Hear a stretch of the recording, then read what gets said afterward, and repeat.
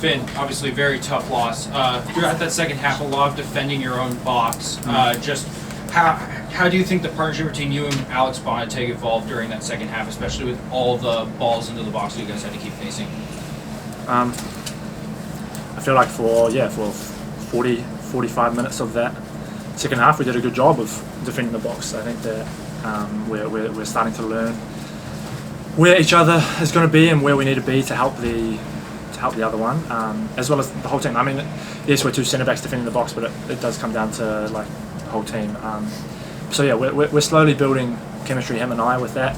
I think that a big thing today was defend Brian White and around the box, and I thought we did that well. And then a few other moments let us down as a team. The team continues to blow leads late. You're tied for the bottom of the West.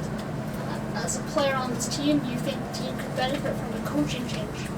No, I don't think that's an appropriate question, and I don't think that's something that we need to happen. I think that's down to us players.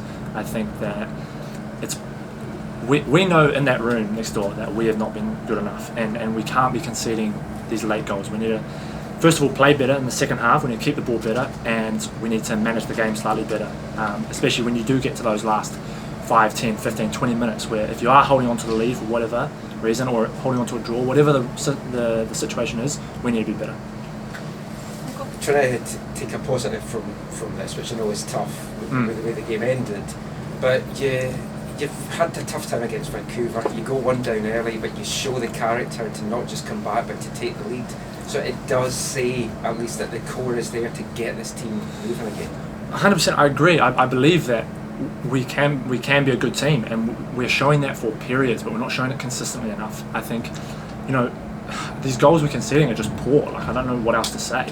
That first goal was one ball over the top, and I don't know if it's a miscommunication. I don't really know what happened, but one ball over the top and they score. And then the second half, once we slowly get ourselves into it, which again it takes a little bit too long for us to get into it, but once we get into it, we start to play well and we start to move the ball and create opportunities, and like you say, get back into the game, get the lead. And then from there, we need to continue to do the things that we're doing well, and not kind of try as hard as we can not to sink back and just keep giving up the ball. We have time for one last question, Zach. Just to kind of take off now, Finn, commiserations on the defeat. I know it's been a tough season so far, but yeah, there were some really good things in this game. What can you guys take from this game moving forward? Yeah, I think you need to take the positives from it, of the periods that we play well, and then I also think we need to learn from it. Like, there's no point in just losing and then not learning and saying it.